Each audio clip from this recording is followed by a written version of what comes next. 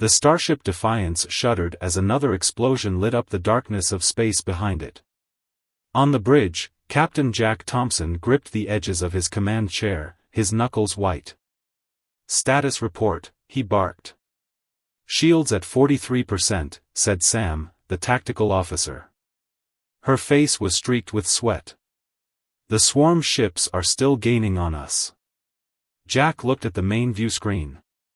Earth, once blue and beautiful, now burned orange and black as the swarm consumed everything. This was humanity's end. Or it would have been, if not for the evacuation fleet waiting at the edge of the solar system. "Time to rendezvous point?" Jack asked. Lisa Reed, his science officer, checked her console. 20 minutes, Captain." "But..." She frowned. "These coordinates don't match what Admiral Wilson initially sent us."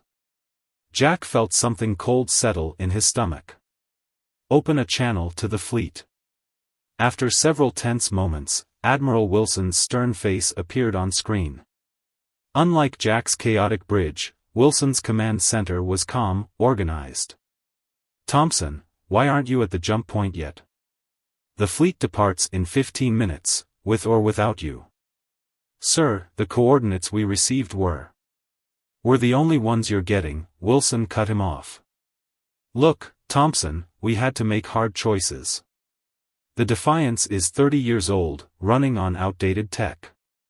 Your passengers are mostly maintenance crews and engineers, not the scientists and government officials we need to rebuild." Jack felt his blood run cold. "Sir, we have 500 people aboard." Wilson's face hardened. "And I have 20,000 spread across 60 ships. Sometimes sacrifices must be made." The transmission cut off. "They're abandoning us," Lisa whispered, horror spreading across her face. Jack stood up, his mind racing.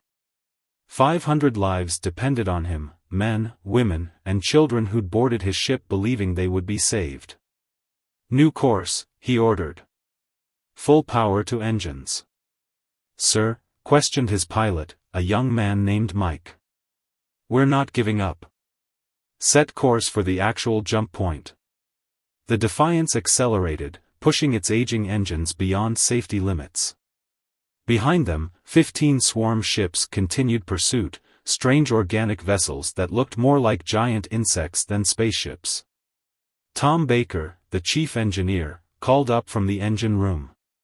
"Captain, the main drive is overheating. We can't maintain this speed for more than 10 minutes." Jack checked the tactical display.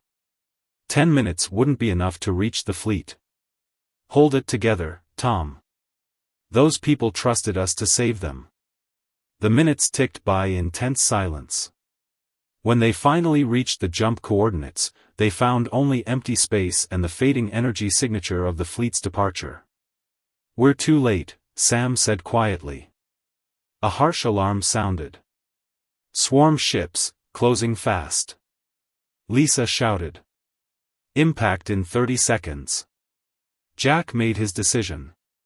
"Tom, what about the experimental jump drive?" "It's not tested, sir. It could tear us apart. And staying here definitely will." "Do it." The engineer's voice wavered. "Yes, sir. Initiating experimental jump in 5, 4. Jack addressed his bridge crew. "Whatever happens next, it's been an honor. 2, 1, jump." The Defiance lurched forward as space itself seemed to bend around them. The view screens went black, then filled with streaking stars. When they stabilized, Earth and the swarm were gone. "Where are we?" Jack asked. Lisa studied her readings. "About 8 light-years from Earth." The jump worked, but... She looked up. "Captain, there's no way to track the fleet. They could be anywhere." Jack nodded slowly, then activated the ship-wide communication system. "Attention all personnel and passengers. This is Captain Thompson speaking." He paused, gathering his courage. I regret to inform you that we have been intentionally separated from the evacuation fleet. Admiral Wilson and the fleet command made the decision to. His voice caught, to leave us behind. He let that sink in before continuing. But they miscalculated. They thought without them, we were doomed.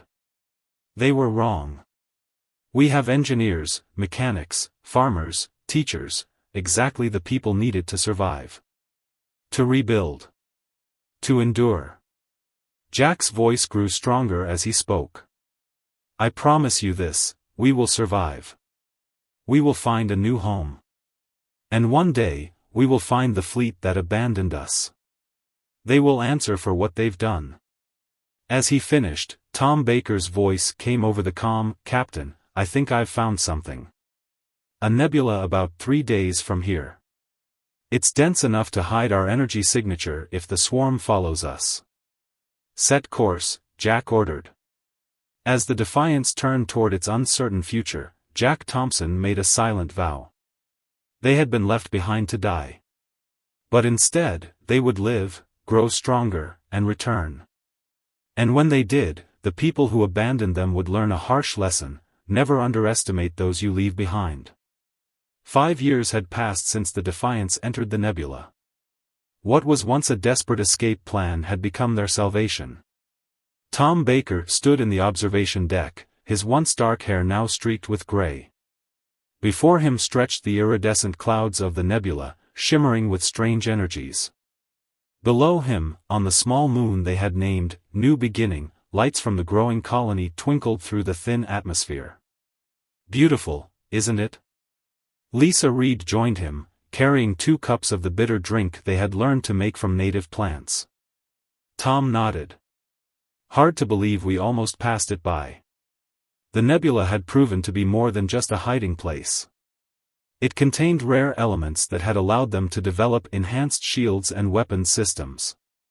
The small, rocky moon orbiting an uninhabitable gas giant had just enough gravity and resources to build a permanent base. Captain's shuttle is returning, announced the overhead speaker. Tom and Lisa made their way to the landing bay, where Jack Thompson's small craft was touching down. As the door opened, 6 crew members emerged, carrying crates of salvaged technology. Jack was the last to exit, his face harder and more weathered than it had been 5 years ago. Another successful raid? Tom asked. Jack nodded grimly. Swarm outpost near the edge of the nebula. They never saw us coming. He patted the side of the shuttle. Your modifications to the cloaking system worked perfectly. Young Mark Johnson, barely a teenager when they were abandoned but now a skilled pilot, approached them excitedly. Captain, you should see what we found this time. Swarm communication arrays, power cells, and something that looks like a navigation system. Get it all to the lab, Jack ordered. Lisa, I want you and your team working on it immediately.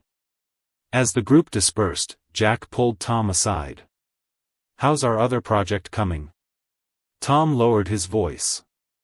The phase drive is still unstable, but we're making progress. If it works, we'll be able to briefly slip out of normal space, become virtually invisible and untargetable. And our tracking efforts?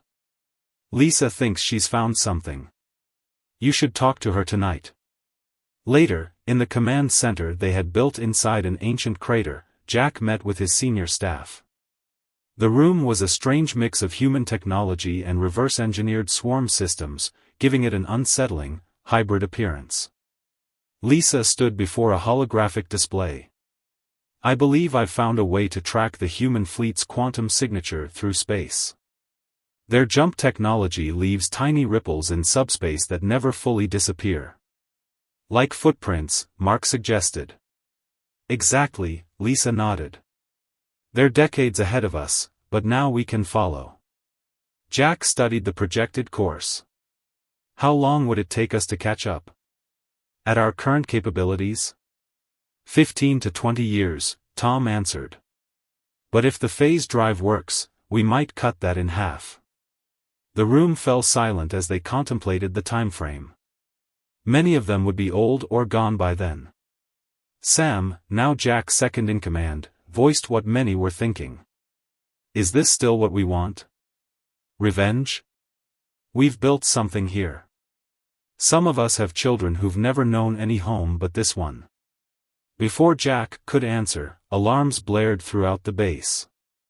Swarm scout ship detected at the nebula's edge, reported the young woman at the sensor station. Have they seen us? Jack demanded. Unknown, but they're running active scans of the sector. Jack faced a terrible choice: flee and lose everything they'd built, or fight and risk drawing more swarm ships to their hidden sanctuary. Ready the Defiance, he ordered. Tom, is the phase drive installed? Yes, but it's not fully tested. One jump, maybe two before it burns out. That will have to be enough. Mark, you're with me. Within 20 minutes, the Defiance, now modified with swarm technology and looking more predator than prey, approached the intruder. The swarm vessel, shaped like a giant manta ray, immediately turned to engage. They've spotted us, Mark reported from the pilot's seat. Charging weapons. Get us within 50 kilometers, Jack ordered. Tom, prepare the phase drive. The swarm ship fired, its energy beams cutting through the nebula's gases. The Defiance rocked as a glancing hit struck its shields. Now! Jack commanded. Tom activated the experimental system. For a heart-stopping moment, nothing happened. Then reality seemed to blur around them. The Defiance slipped into a half-state between dimensions, becoming ghostly and translucent. They passed directly through the swarm vessel, their physical form just solid enough to deploy the mines they'd prepared. As they re-emerged into normal space behind the alien ship, the explosives detonated, tearing the swarm vessel apart from the inside. Phase drive is burnt out, Tom reported as systems returned to normal. But it worked. As they watched the swarm ships remain scattered through the nebula, Jack made his decision. We can't stay here anymore. It's time to move on, to hunt rather than hide. The Defiance turned back toward their colony, where preparations for departure would begin. Their time of merely surviving was over. The time for vengeance was approaching. 20 years after being abandoned, the Defiance had become a legend among the swarm, a ghost ship that struck without warning and vanished just as quickly. The ship itself was barely recognizable. What had once been a standard human vessel was now an amalgamation of technologies. Its hull was reinforced with swarm armor plating. Weapon systems salvaged from a dozen alien outposts jutted from its surface. The original engines had been replaced with more powerful ones, giving it speed that matched the newest swarm fighters. Anna Thompson stood on the bridge, watching the stars through the view screen. At 23, she had never seen Earth, knew nothing of blue skies or open water except from stories and old recordings.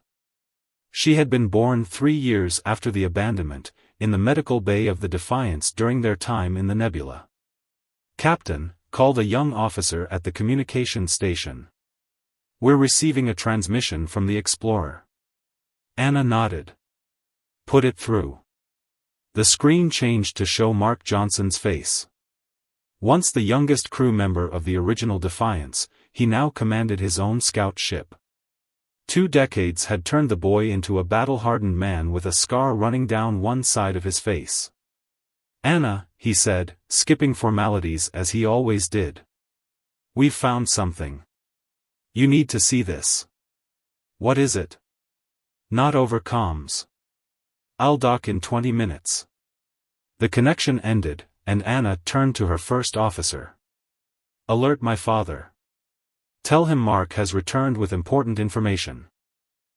In the command center, which had once been the ship's cargo bay, Mark displayed the data his team had collected. Jack Thompson sat at the head of the table, his hair now completely white, his once strong frame thinner but still commanding respect.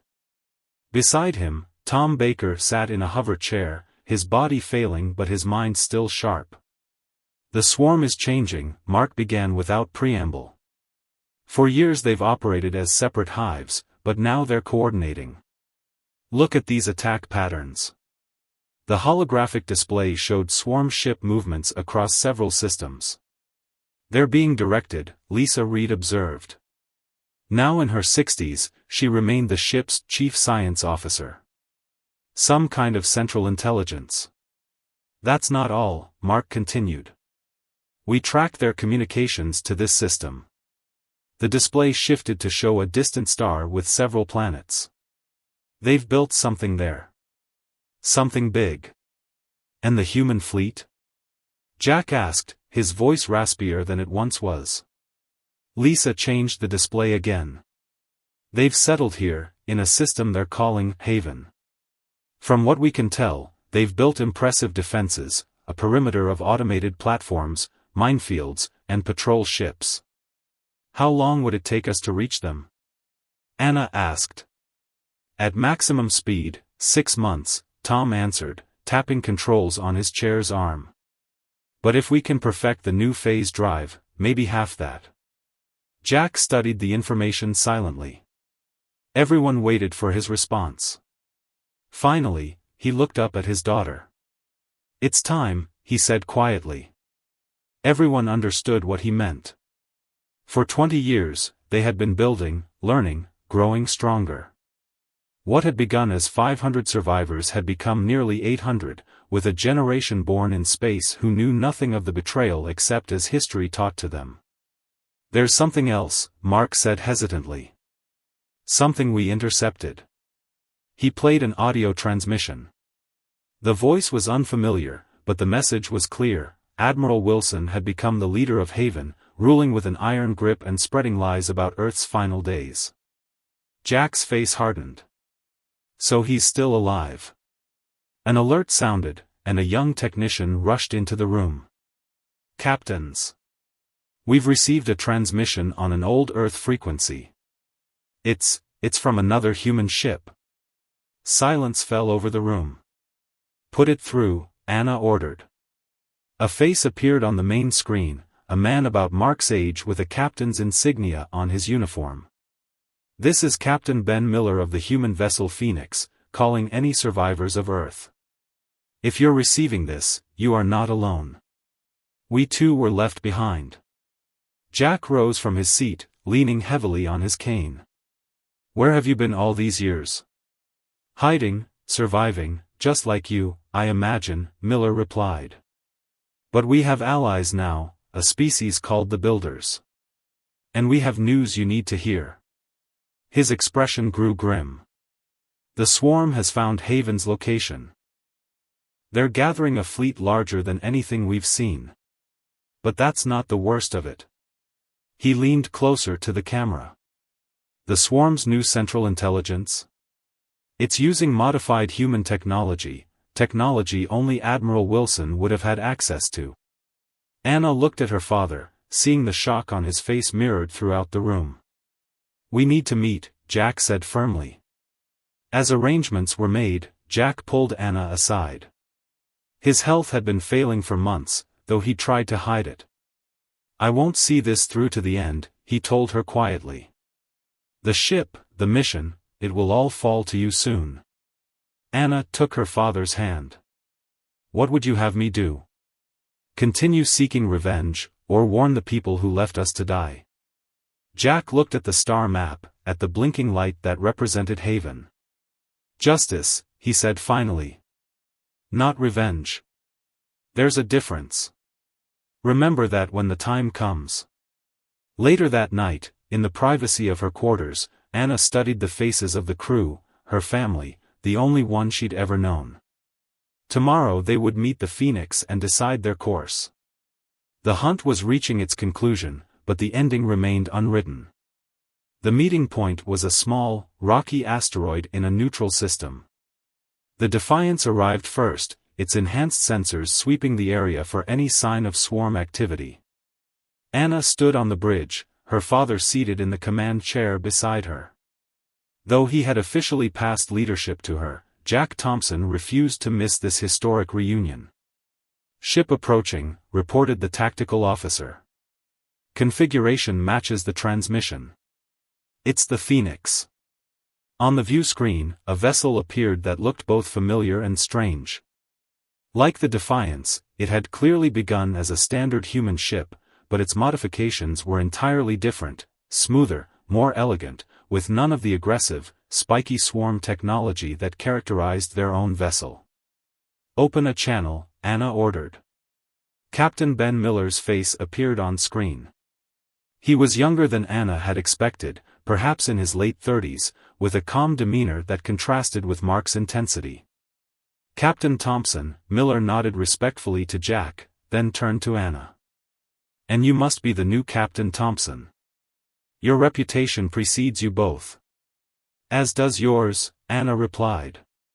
"You mentioned allies?" Miller smiled slightly. "Yes.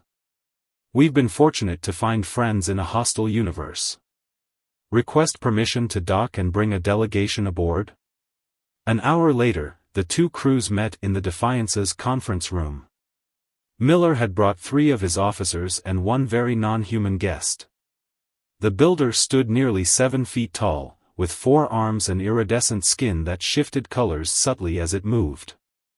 Its large, multifaceted eyes took in the room with obvious curiosity. "This is Thal," Miller introduced the alien.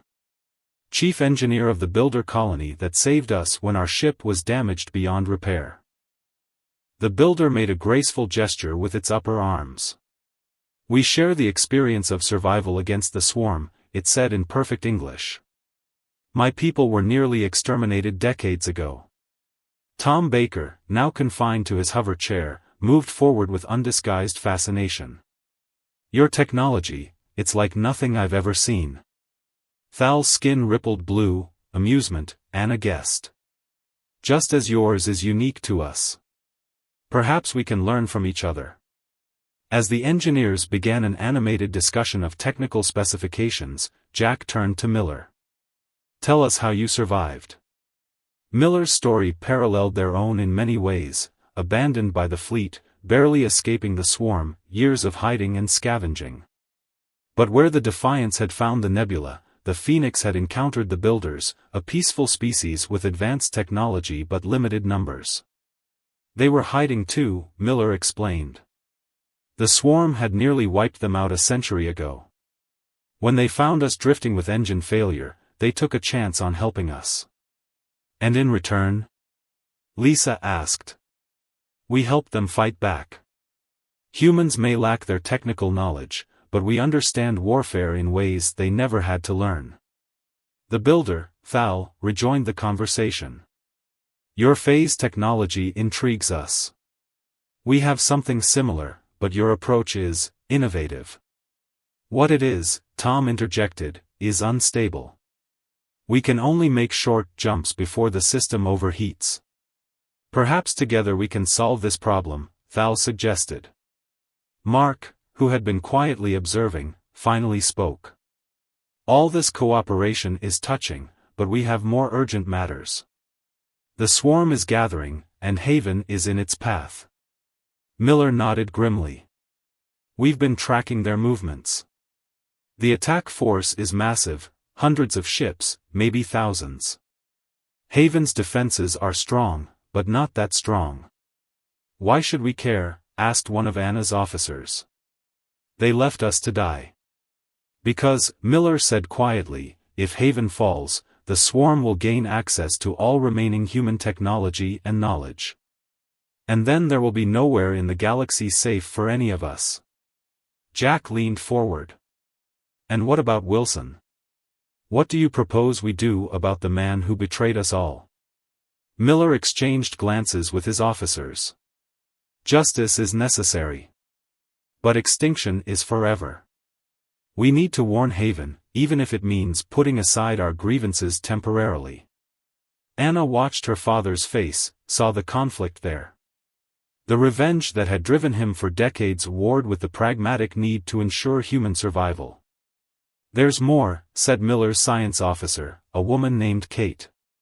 She activated a holographic display showing detailed scans of the Swarm Central Command ship.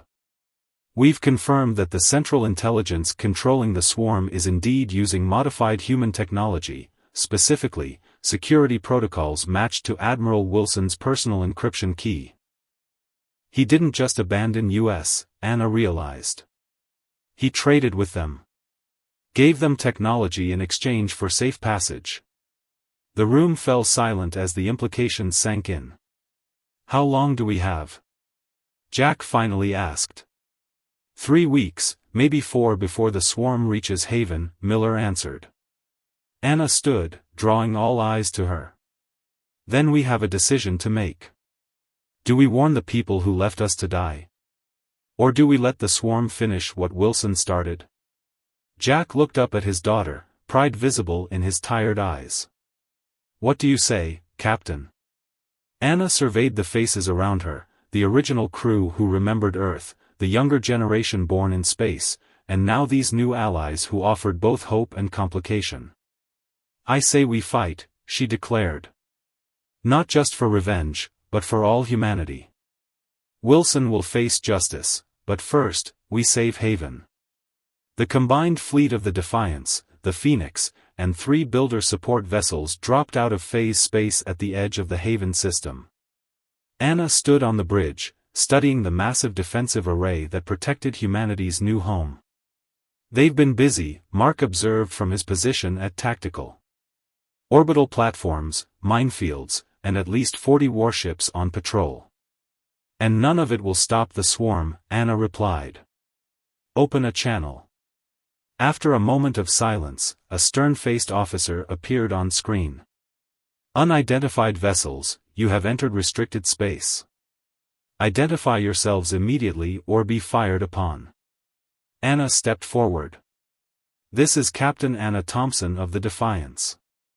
We represent human survivors from Earth and come with urgent news. The swarm has found you, and they're coming in force. The officer's expression didn't change. We have no record of any ship named Defiance surviving Earth's fall. Hold position while we verify your claim. The screen went dark. They're scanning us, reported the sensor officer.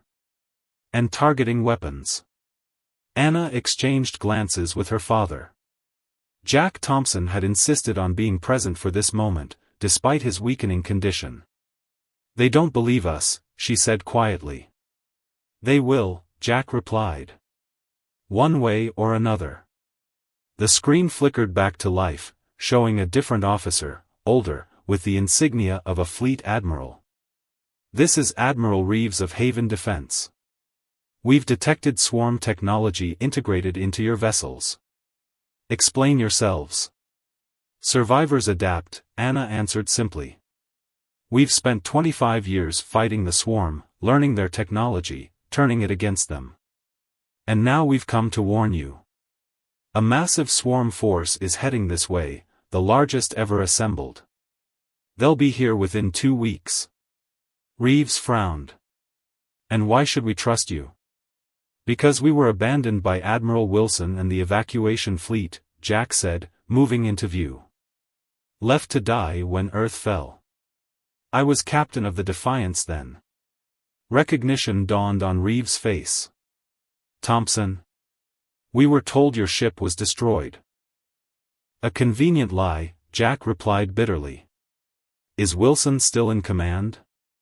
Reeves hesitated. Admiral Wilson is the head of council. I'll inform him of your return. The communication ended abruptly. They're powering up their defensive grid, Mark warned. Weapon platforms are locking on. Captain Miller's face appeared on a secondary screen. Thompson, they're not going to listen. Not like this. Anna nodded. I know. Time for Plan B. She turned to Thal, who had joined the Defiance crew to coordinate the combined technology. Are the enhanced phase drives ready? The builder's skin rippled green with confidence. Yes. We can make the jump. All ships, prepare for phase jump on my mark, Anna ordered. Coordinates already programmed. 3, 2, 1, mark. The small fleet shimmered and vanished, only to reappear moments later deep within Haven's defenses, directly above the main habitat station. Before the defense forces could react, Anna had transmitted a system-wide message. "People of Haven, we are not your enemy. We are human survivors, abandoned 25 years ago when Earth fell. We have proof that the swarm has found your location and is preparing a massive assault. We also have evidence that Admiral Wilson collaborated with the swarm, trading human technology that has allowed them to evolve far beyond their previous capabilities." She paused, letting her words sink in. "We request an immediate audience with your governing council. The survival of what remains of humanity depends on it." 6 hours later, Anna, Jack, Mark, and Miller stood in Haven's council chamber, a vast room with a curved ceiling displaying an artificial sky. Guards lined the walls, weapons ready. At the center, a semicircle of 12 council members watched them warily. At their head sat Admiral Wilson. He was older now, in his 80s, but his eyes were still sharp with the same cold calculation that had led him to abandon 500 souls a quarter century ago. "Captain Thompson," he acknowledged Jack with a nod. "You've survived against all odds." "No thanks to you," Jack replied, his voice steady despite his frail condition. Wilson turned to Anna. "And this must be your daughter. I understand you claim to have evidence against me." "Not claims. Facts."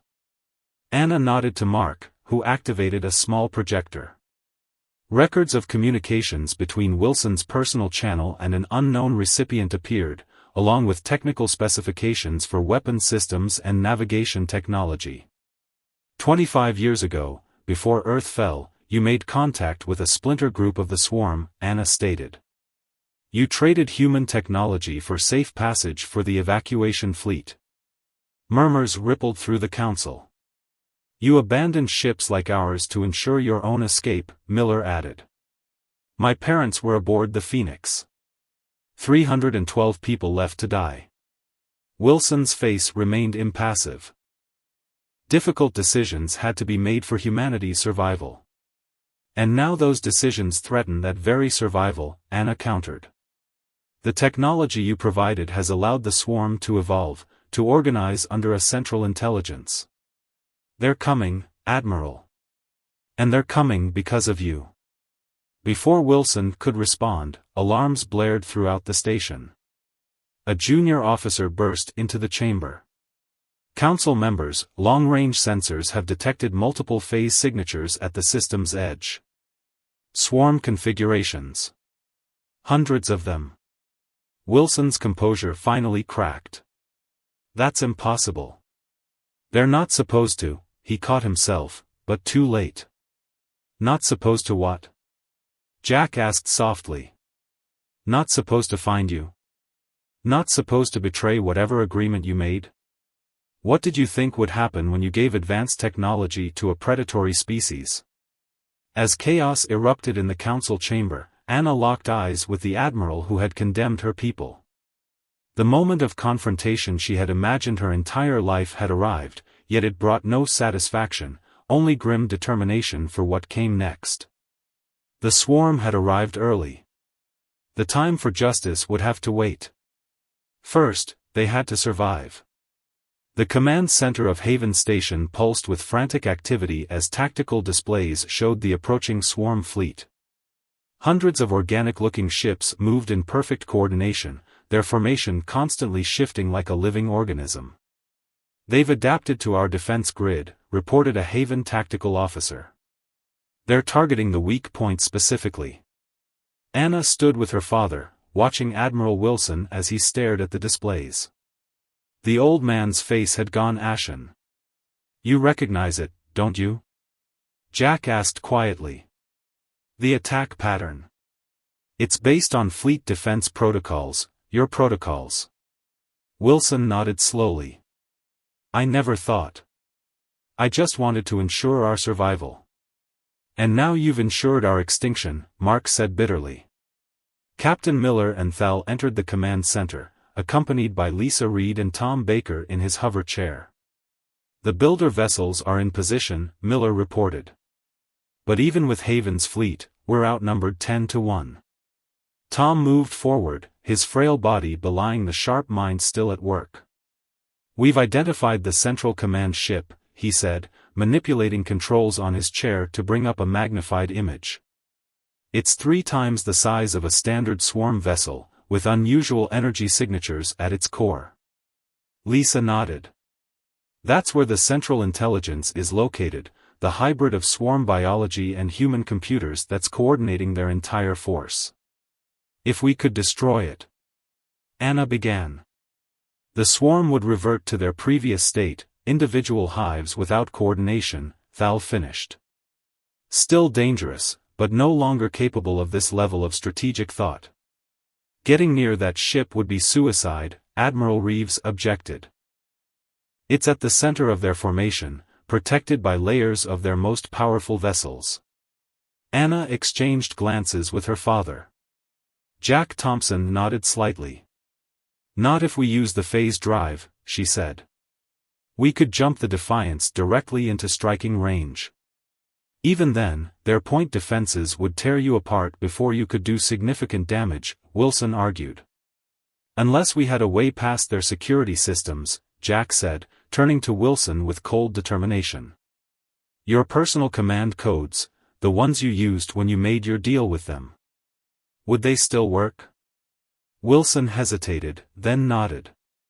They might. The swarm doesn't change what works. Then we have a plan, Anna declared. A small team takes the Defiance in using the phase drive. We breach the command ship using Wilson's codes, plant explosives at the core, and get out before detonation. I'll lead the strike team, Mark volunteered immediately. And I'll pilot, Miller added. To everyone's surprise, Wilson stepped forward. I'm going too. This is my mistake to fix. Jack tried to stand but stumbled, his strength failing. Anna caught her father. I should be there, he whispered. You've done enough, she said softly. This part is for us. 2 hours later, final preparations were complete. The Defiance had been modified with the best of builder technology, its phase drive enhanced beyond anything they'd previously achieved. Haven's fleet and the builder vessels would engage the swarm's outer formations, creating a diversion while the Defiance made its jump. Anna stood in the launch bay with her strike team, Mark, Miller, Wilson, and 2 of her best tactical officers. Jack had insisted on being there to see them off, supported by Lisa and Tom. Remember, Tom said, handing Anna a small device. Place this at the central processing node. The builder technology will disrupt their systems long enough for you to get clear before detonation. Lisa hugged Anna tightly. Your mother would be proud, she whispered. Jack stepped forward unsteadily. I've spent 25 years dreaming of revenge, he said, looking directly at Wilson. But this isn't about revenge anymore. It's about giving humanity a future. Wilson nodded, unable to meet Jack's eyes. The battle began as the Defiance approached its jump position. Haven's fleet engaged the swarm's outer ships, drawing fire and attention. Builder vessels used their superior maneuverability to target weak points identified by Tom's analysis. Phase jump in 3, 2, 1. Miller counted down from the pilot's seat. Reality bent around them as the Defiance slipped between dimensions, reappearing moments later in the heart of the swarm formation, directly alongside the massive command ship. Wilson's codes are working, Mark reported as they docked against the alien vessel's hull. Security systems are temporarily blind to us.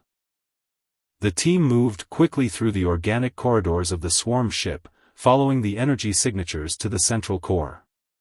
Twice they encountered swarm drones, dispatching them quickly before alarms could sound. Finally, they reached the core, a massive chamber where pulsing organic material intertwined with recognizably human computer systems. There, Anna pointed to a node where the 2 technologies merged most completely. That's our target. As Mark and Miller set the charges, Wilson stared at the abomination his actions had created.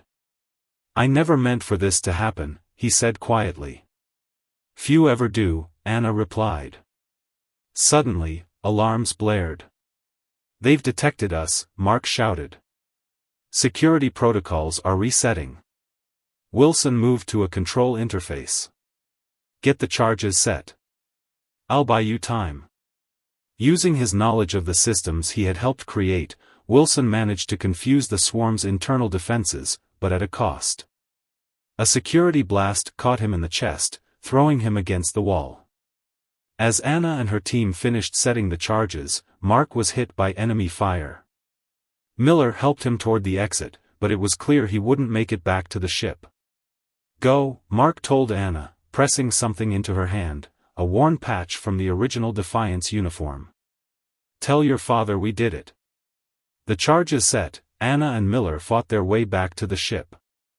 As they disengaged from the swarm vessel, they saw explosions beginning to ripple through its structure.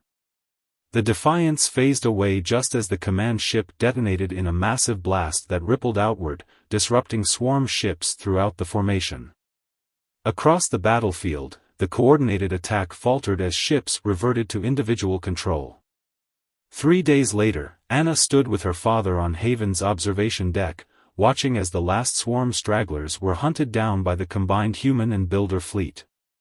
"What happens now?" Jack asked softly. Anna looked out at the stars, the same stars she had been born under, the stars that had witnessed their journey from abandoned survivors to humanity's saviors. "We rebuild," she said. "Together this time. No one gets left behind again." Jack nodded, a peaceful expression settling on his face. "Then it was worth it. All of it." As the Defiance was honorably decommissioned, a new ship rose to take its place, one that combined the best of human, swarm, and builder technology. On its hull, a new name shone, Phoenix Defiance. And at its helm stood Captain Anna Thompson, her eyes fixed not on the past they had survived, but on the future they would build. Together.